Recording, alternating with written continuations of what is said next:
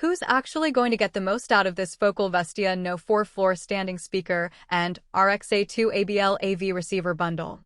Is it a must-have upgrade for a casual movie night, or is it a splurge that only a true audiophile will appreciate? And for the everyday buyer wondering if the price tag makes sense, does the performance justify the investment? Link is in the description if you want to check the product details on Amazon. When I first saw this bundle, I was torn. The idea of pairing a high-end three-way floor-standing speaker with an AV receiver that promises Dolby Atmos and high-resolution audio sounds perfect on paper, but I kept thinking about the real-world variables, the size of my living room, the type of content I actually listen to, and whether the speakers would still sound balanced without a separate subwoofer. Those are the same questions most shoppers ask before clicking Add to Cart. It's easy to get caught up in the glossy marketing language and overlook the practical trade-offs that can turn an exciting purchase into a source of frustration. Let's break it down the way I'd approach any major home theater upgrade. First, the category itself, floor-standing speakers combined with an AV receiver leans heavily on room acoustics. In a medium-sized living room, roughly 250,300 square feet, you have enough space for the Vestia No4's 2-meter tall cabinets to breathe, and the three-way design really shines when you can give each driver room to work. If you're in a cramped studio apartment, the speakers will dominate the space, and you'll likely end up with a booming, muddy bass response because the rear port has nowhere to vent. In that scenario, a compact bookshelf pair or a sound bar would be a smarter fit. Now, who should hit the buy button? If you already own a decent source, whether it's a network streamer that can pump out FLC files, a Blu-ray player with lossless tracks, or a gaming console that supports Dolby Atmos, this bundle could be the missing link that finally lets you hear the details you've been missing.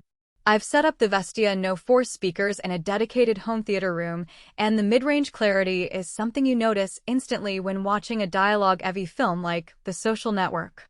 The tweeters reproduce the subtle hiss of a violin solo without sounding harsh, and the mid-bass driver gives you a tight, musical thump that feels more like a drum than a vibration.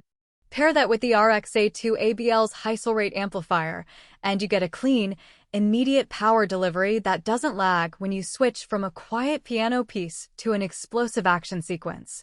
If you're an audiophile who spends weekends chasing high-resolution audio, the combination is even more compelling. The receiver's support for high-resolution PCM and DSD streams means you can feed those 24-bit/96 kHz files directly to the speakers, and the three-way crossover is designed to keep each frequency band pure.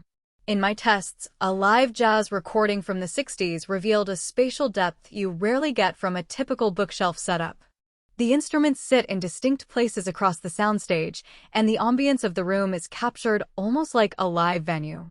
On the flip side, who should walk away? If your primary use is watching TV shows on a streaming service with average stereo mixes, you might not notice the nuanced benefits of a three-way floor-standing system. The RX-A2 ABL, while solid, doesn't offer the latest HDMI 2.1 features like 8K pass-through or variable refresh rate, which means future-proofing for next-gen consoles is limited.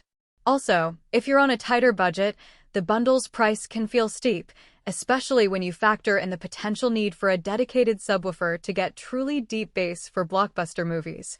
The Vestia No4's bass is respectable, but it's tuned more for musical accuracy than the booming low end that many home theater enthusiasts expect from a cinema-style system.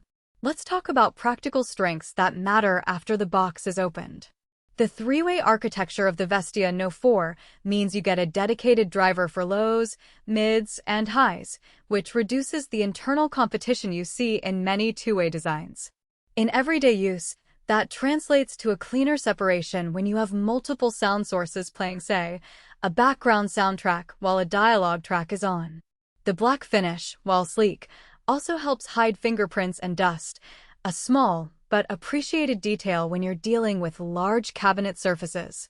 The RX-A2 ABL's user interface is straightforward enough for someone who isn't a tech wizard. You can pull up a quick Dolby Atmos preset and let the receiver handle the processing without digging through endless menus. Weaknesses are more subtle but worth noting. The speakers are heavy. Each cabinet tips the scales at around 30 kg, so you'll need sturdy stands or a solid floor mount to avoid wobble, especially if you have kids or pets. Placement is another hidden hurdle. To get the full benefit of the three-way system, the speakers should be positioned at least a foot from the side walls and angled slightly inward. Skipping this step can lead to an overly bright treble or a congested bass response, which defeats the purpose of the high-end.